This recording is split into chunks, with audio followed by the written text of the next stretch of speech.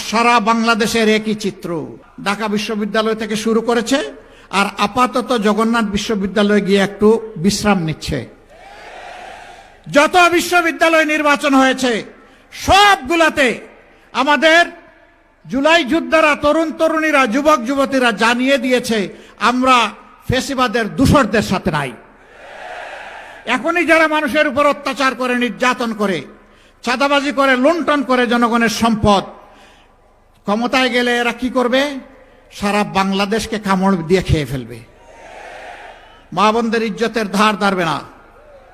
আপনারা দেখেছেন এদের নেতারা এখন এই হুঙ্কার দিয়ে বলে যদি কেউ নেকাব হিজাব পরে আসে খুলে ফেলবা, বলে যে কাপড় খুলে নিবা।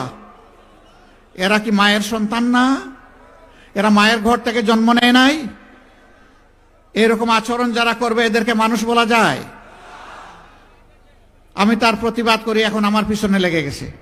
তোমাদের ওই সমস্ত লাগালাগির কোনো পরোয়াই করি না। পরোয়া করি শুধু আল্লাহ তাআলাকে, পরোয়া করি নিজের বিবেককে। বিবেক দিয়ে যেন কারো কোনো ক্ষতি না করি, সেইটাকেই পরোয়া করি। তোমাদের ওই সমস্ত জিনিসের জবাব দেওয়ার সময়ও আমার নাই। আমরা জনগণকে নিয়ে কি স্বপ্ন দেখি, বাস্তবেই বা কি করেছি, সামনেই বা কি করব, এইটা বলারই সময় পাই নাই। তোমাদের ওই সমস্ত নোংরা জিনিসে পড়ে থাকার কোনো সময় আমাদের নাই।